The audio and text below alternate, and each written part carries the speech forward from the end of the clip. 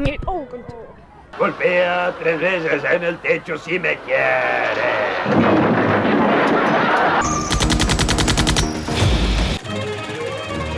Los manjares más exquisitos no siempre figuran en el menú, y los conocedores lo saben.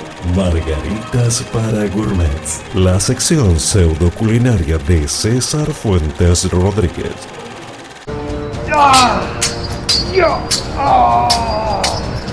No, es otro especial de Power Metal. Hoy vamos a hablar de espadas, porque mencionamos cuando hablamos de caballos que un guerrero, un dios, un rey, bien podía tener un caballo tan célebre que tuviese un nombre propio que trascendiera la historia. Bueno, lo mismo pasa con las espadas. Y fíjate, por ejemplo, en literatura, vamos a literatura moderna. Tenés en Game of Thrones la obra de George R.R. Martin, con una serie que se volvió ya mítica a pesar de ser emitida hace muy poco. Bueno, ahí los personajes tienen espadas que tienen nombre propio, Por ejemplo, tenés a Arya Stark, que tiene a Needle, aguja.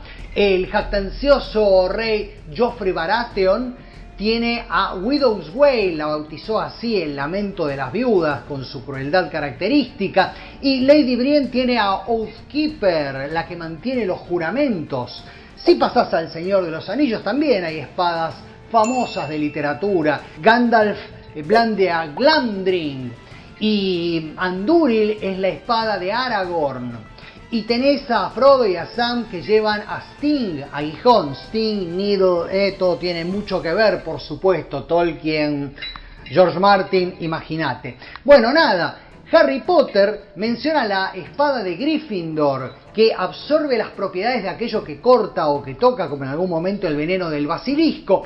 Y en la saga del campeón eterno de Michael Moorcock aparece una espada llamada Stormbringer en manos de Elric de Melniboné.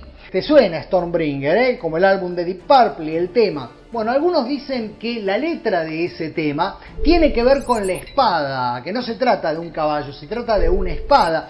Y lo dicen porque en algún momento David Coverdale comentó que había leído las novelas de Michael Moorcock. Así que todo tiene que ver. Y si te querés pasar al folclore un poco, bueno, también, por supuesto. Ahí tenés a el Cid Campeador, que tiene 2 espadas. Obviamente los héroes de la antigüedad tendrían muchas espadas, como hoy los guitarristas tienen muchas guitarras. Y eso tiene mucho que ver porque también, del mismo modo, ese instrumento, esa herramienta, esa arma particular, obviamente es una extensión del poder y del alcance de cada guerrero, como en el caso de las guitarras para el guitarrista. Pero bueno, hablábamos de Colada y Tizona, las 2 grandes espadas del Cid Campeador, sobre todo la segunda, Tizona, que tenía una propiedad mágica. No sé si mágica o caballeresca, no sé cómo definirla, pero el tema es que infundía terror en aquellos enemigos que no eran dignos. Pero para poder infundir el terror, tenía que ser blandida justamente por la mano de alguien que valiera la pena, como en el caso del Cid Campeador, Rui Díaz de Vivar. Esa es la idea. Y después, por supuesto, tenías otras como Durandal, la espada de Rolando o Orlando, de la chanson de Roland, de Orlando Furioso, el héroe del siglo VIII de Roncesvalles, sí, y en el Cantar de los Nibelungos tenías a Nothung. Y te podría hacer una larga lista, además con algunas espadas incluso de personajes históricos. Aquí en Sudamérica tenías la espada de Simón Bolívar o el sable corvo de San Martín, sin ir más lejos. Bueno, esta, la nuestra, que ya te conté un poco la historia, como es de utilería, le podríamos llamar utilería, no sé, pero no sé si da. Pero la más famosa de todas las espadas, tiene una historia propia. La más famosa de todas las espadas, reales o ficticias, es sin duda Excalibur, la espada del rey Arturo. Y tan famosa que tiene su historia propia y hasta su etimología propia y hasta su propia polémica dentro de las etimologías, porque supuestamente viene del galés, y se escribe de esta manera, pero se pronuncia, si mis fuentes son correctas, algo así como Caledburg. En latín sería Caliburnus. Y Más allá todavía, por el galés significa fuerte hendidura o dura hendidura o ancha hendidura, pongámosle por la brecha que deja al cortar, pero otros autores sostienen que significa algo así como la que corta el acero, porque decían que cortaba el acero lo mismo que una espada común cortaría la madera. De hecho, muchos autores han jugado con la etimología. Por ejemplo, aquí tenéis a Valerio Massimo Manfredi, un autor de novelas históricas italiano que tuvo una suerte de boom editorial a principios de siglo con su novela Alexandros y una serie de novelas sobre Ulises también. Bueno, en esta, La Última Legión, lo que hace es crear un vínculo entre el último emperador romano, depuesto por un bárbaro, por Odoacro. El emperador romano se llamaba Rómulo Augustulo, y fíjate que tenía nombres de dos de los más importantes, el fundador de Roma y el primer emperador de Roma dentro de su nombre. Pero bueno, Rómulo Augustulo, apenas un niño de 13 años, le transmite la espada a el rey de Inglaterra, el primer rey de Inglaterra, que sería Arturo. Bueno, la espada se clava en el centro de un lago, en una piedra, y el grabado que tiene en la hoja empieza a perderse, pero quienes lo leen, las palabras que leen es Excalibur. En realidad, él cuenta que viene de Caius Iulius Caesar ensis Caliburnus, lo que significa la espada calíbica de Julio César. Es decir, era la espada de Julio César, la tiene el último emperador, se la pasa al primer rey de Inglaterra. ¿Y qué es la espada calíbica? ¿Qué es lo de calíbico? Bueno, los cálibes eran una tribu de la antigüedad clásica a la que se le atribuía la invención de la siderurgia, por lo tanto sus espadas eran sin duda las más magníficas, y Julio César supuestamente, según cuenta la historia, tiene una. Cuando yo era adolescente quise leer acerca de los mitos del rey Arturo y sus caballeros, y el Santo Grial y la Mesa Redonda, y pensé que simplemente era encontrar algún libro por ahí que los tuviera todas las historias, y adelante, y encontré esta edición popular que traía básicamente los mitos, pero luego quise ver cómo era literariamente, de dónde venía esta reelaboración de historias y de mitos. Y claro, me encontré con un problema, que es el que con el que se encuentra todo el mundo, y es que no hay un libro canónico que traiga todas las historias o que las cuente de la misma manera y que diga las mismas cosas. Teniendo en cuenta que el rey Arturo y sus caballeros son un producto mítico de la llamada Baja Edad Media, de aquella que va entre el siglo IX y el siglo XVI, ponele. Bueno, hay ciclos que te cuentan una historia y otra. Vamos a empezar por Geoffrey de Monmouth, que en su Historia Regum Britannia, la historia de los reyes británicos, cuenta con algún lujo de detalles acerca de estas historias e introduce personajes que todos conocemos como Merlín, la reina Ginebra, por supuesto Arturo, y habla de la Mesa Redonda, pero hay otras cosas que no las menciona, que sí menciona el otro ciclo, el ciclo francés, este ciclo de aquí, donde tiene como principal referente a Chrétien de Troyes, que es el que introduce a Lancelot, o por ejemplo en la leyenda del Santo Grial, que luego sería la más importante dentro del ciclo artúrico, digamos así. Bueno, la cuestión es que también otras historias desprendidas de estos ciclos fueron en algún punto más populares que la del rey Arturo y opacaron, por ejemplo, la de Tristán e Isolda, el amor imposible de Tristán e Isolda, y eso tanto el ciclo inglés como el ciclo francés compartían parte de estas historias, hasta que en algún momento en el siglo XV aparece la muerte de Arturo, el amor de Arturo de Sir Thomas Malory, y de alguna manera unifica bastante lo que es las historias, pero no del todo. Y acá tenés algo referente a Excalibur particularmente, porque en la mayoría de las historias Excalibur y la famosa espada en la piedra no son la misma espada, son dos espadas diferentes. Te voy a contar la historia precisamente. El problema es según quién te la cuente. La mayoría de los glosadores o recopiladores modernos se guían por la amor de Arthur, por este libro en particular. Y acá tenés, por ejemplo, un ejemplo, Sir James Knowles, que precisamente era amigo de Lord Alfred Tennyson. Vos conocés a Tennyson seguramente por Iron Maiden, porque es el autor de La carga de la caballería ligera, de donde sale The Trooper, entre otras cosas. James Knowles tenía una amistad muy muy cercana con Tennyson y de hecho le dedicó este libro que cuenta historias pero muy básicas, muy simples y con un estilo que uno puede leer sin demasiados problemas y que además lo aleja del estilo un poco más complicado y con un lenguaje arcaico que tenía la Mort d'Arthur. Ahora bien, ¿yo cómo te lo voy a contar? Bueno, te lo voy a contar tratando de ceñirme a este otro libro. Los hechos del rey Arturo y sus nobles caballeros, de John Steinbeck. Aquí tenés una doble oportunidad, te lo recomiendo por lo siguiente, porque además de tener una de las mejores recopilaciones de historias que puedas encontrar, tenés el estilo de un premio Nobel como John Steinbeck y podés matar dos pájaros de un tiro y acceder a gran literatura de esa manera. De modo que, ¿cuál es la historia de Arturo con respecto a su espada Excalibur, a la espada en la piedra? Te cuento ahora. El reino de Inglaterra estaba en constante zozobra por la lucha entre muchos nobles que no encontraban forma de ponerse de acuerdo.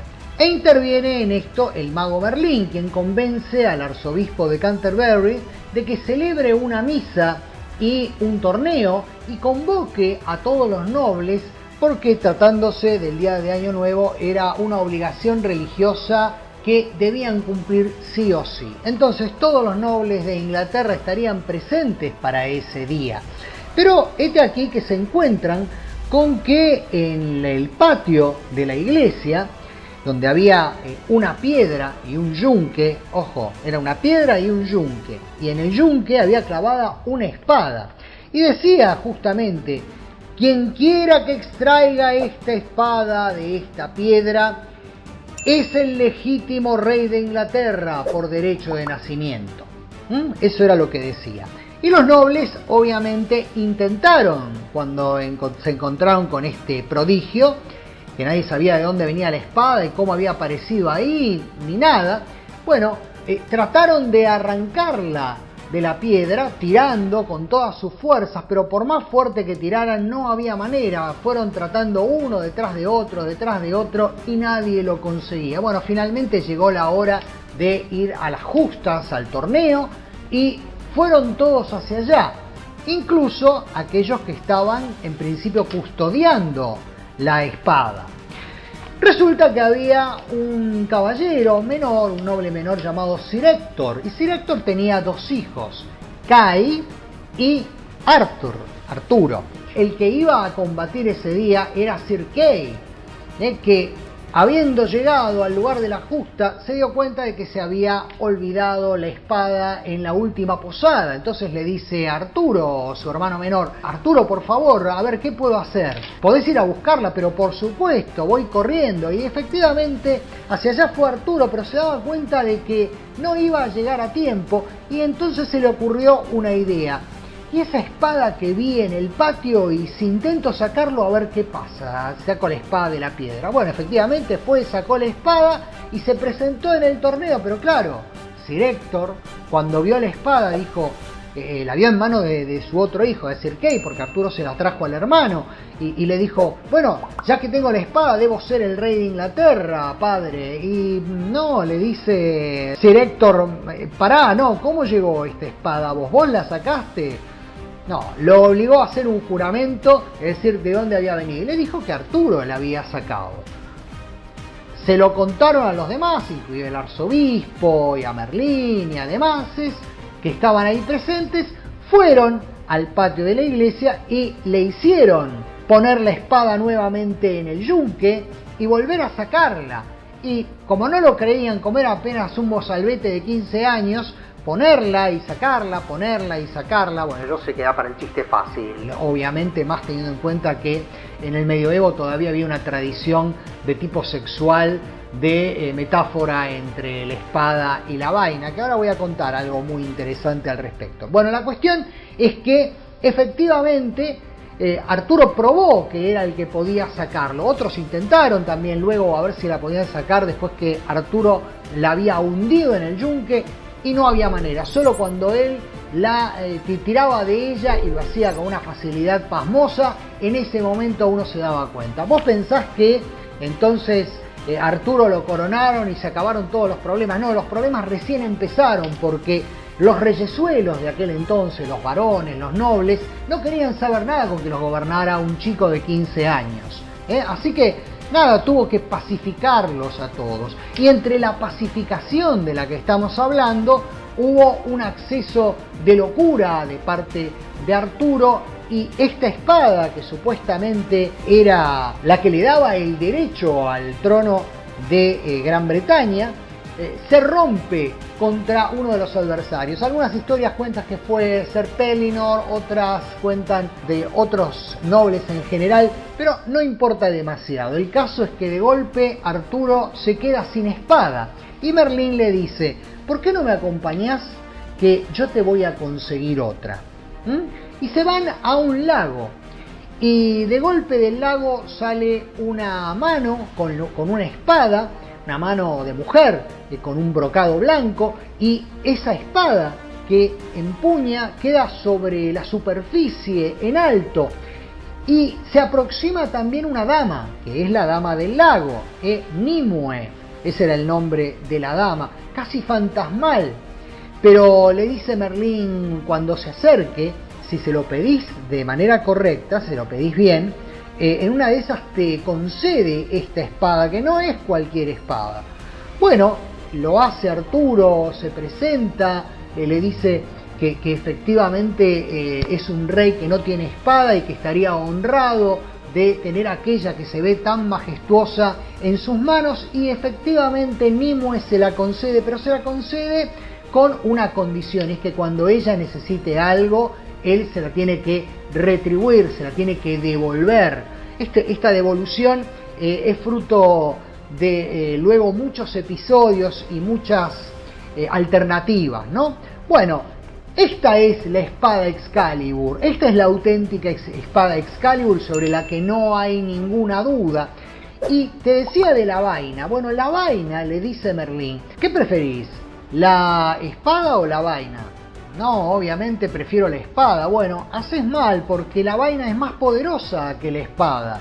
De hecho, la vaina es una vaina mágica y todo aquel que la posea no sufrirá las heridas, o mejor dicho, sí, le podrán infligir herida, cualquiera, profunda, violenta, mutilación, lo que sea, pero las heridas no van a sangrar mientras tengas esta vaina. Lo que yo no te conté es que Arturo obviamente no era el hijo legítimo de Sir Héctor. Al contrario, Merlín lo había traído una noche y se lo había entregado diciéndole: por favor, no reveles que yo te traje este chico, adoptalo como si fuera de tu familia. Pero en realidad Arturo era el hijo del rey Uther Pendragon, y de Igraine, su madre. Uther e Igraine eran los auténticos padres.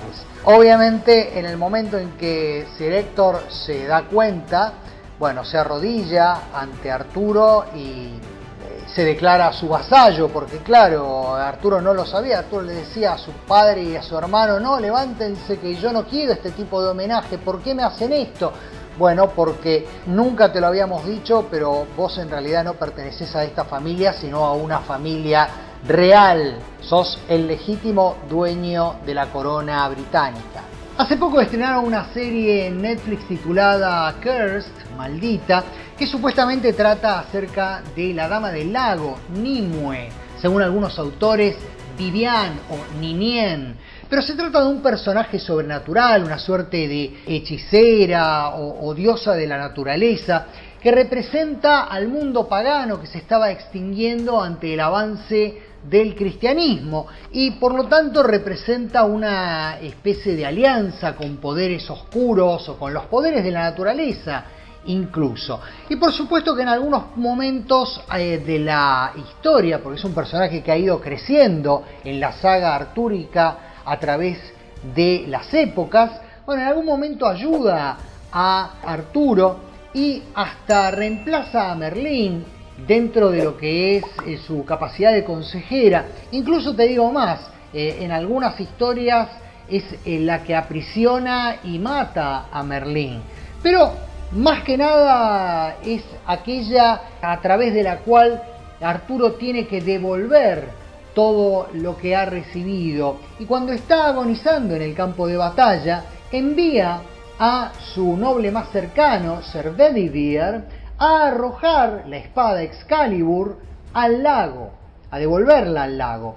Efectivamente, Ser Bedivere va con la espada, pero se siente con la presión de que se trata de la espada más importante de la historia. Y cómo se va a perder una espada así, y por qué arrojarla al medio del lago, y por lo tanto no hace caso y la esconde. Vuelve con Arturo y se encuentra con que Arturo le pregunta: ¿arrojaste la espada? Sí, claro. ¿Y qué pasó?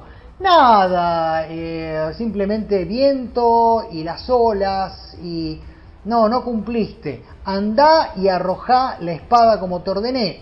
Ser Bedivere vuelve a la vera del lago, nuevamente tiene los mismos escrúpulos, se pregunta por qué hay que arrojar esta magnífica espada como nunca habrá otra, la vuelve a esconder, vuelve Arturo, le pregunta: ¿qué viste? Nada, simplemente un chapoteo en la superficie y se la tragaron las ondas. Y Arturo le dice: me estás mintiendo, volvé y hacelo de una vez, te lo ordeno. Y Ser Bedivere va y esta vez, la tercera vez, arroja la espada, y entonces la mano con el brocado, es decir, esa mano de mujer con el brocado, la toma al vuelo, la hace girar 3 veces y se hunde para siempre con la espada. Es en el momento en que la espada se hunde en la profundidad del lago que Arturo, con su larga agonía, finalmente perece. Pero es la propia Dama del Lago, con otras reinas paganas, quienes vienen a buscarlo, lo suben a la barca y lo llevan para su descanso eterno a las Islas de los Bienaventurados, a las Islas de Avalon. Y así termina la historia artúrica. Excalibur, al mismo tiempo que el rey que la blandió, que la portó, que la empuñó. Por favor, no vayas a pensar que te estoy recomendando la serie de Netflix, esta maldita o Curse, porque no, es una serie espantosa, hay que evitarla a toda costa. Pero ahí sí se cuenta acerca de Nimue, la Dama del Lago.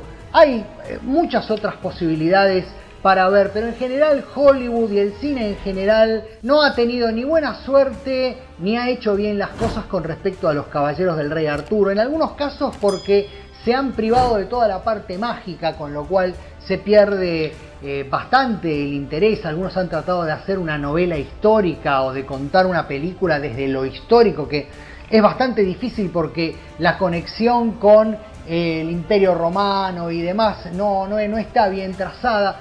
Pero si yo te tengo que recomendar una película, una sola película, te voy a recomendar la película que tiene el nombre de la espada, es decir, Excalibur, una película de 1981 del director John Boorman, donde tienen a Gabriel Byrne, a Liam Neeson, a Patrick Stewart, al Capitán Picard de Star Trek, la siguiente generación, a Helen Mirren, una Helen Mirren exquisita, vos me decís aquella Helen Mirren que hoy es una señora mayor, en aquel momento era una delicia y hacía el papel de la media hermana de Arturo, de Morgana, y al mismo tiempo también un poco de la Dama del Lago y la representante de toda esa magia negra y pagana. Bueno, si te tengo que recomendar una película, te recomiendo encarecidamente esa, porque yo te voy a contar cómo viene mi tema con las películas con respecto a la literatura y al folclore. Yo me quedo con aquellas películas que, aunque no respeten la letra de los libros, sí respetan el espíritu o transmiten el espíritu. Y aquí tenés una que para mí transmite muy bien ese espíritu, que es esta, Excalibur, de John Boorman. No te la pierdas si podés. Y de paso, bueno, acá tengo a mi espada, la cual puedo bautizar Utilería, o le puedo poner algún otro nombre eventualmente, Oxidontia, porque está toda oxidada, o filo grueso, porque en realidad no tiene ningún filo, esa es la idea, o la antiheroica. Pero te propongo que si se te ocurre un buen título para esta espada, me ayudes a bautizarla, y de esa manera, bueno, en Margaritas para Gourmet vamos a tener también aquella espada que veías en las tapas de Epopeya, pero llevada a un nuevo ciclo y a una nueva historia. Y esto ha sido todo por hoy, salvo aquello que le contestó el pescador a su hijo cuando éste le preguntó: papá, ¿por qué nunca me contás nada de mamá? Yo no sé prácticamente nada de ella. Ay, no me hables, hijo, nunca te hablo de ella porque siempre me hacía quedar muy mal. Mirá, cada vez que íbamos a algún lado y veía un pelo en una cama, iba y lo besaba. ¿Cómo que iba y besaba un pelo? Sí, cuando encontraba un pelo en una cama lo besaba. ¿Pero por qué hacía eso? Tenía la esperanza de que fuera el Bello Durmiente. Nos reencontramos la semana próxima en Margaritas para Gourmets.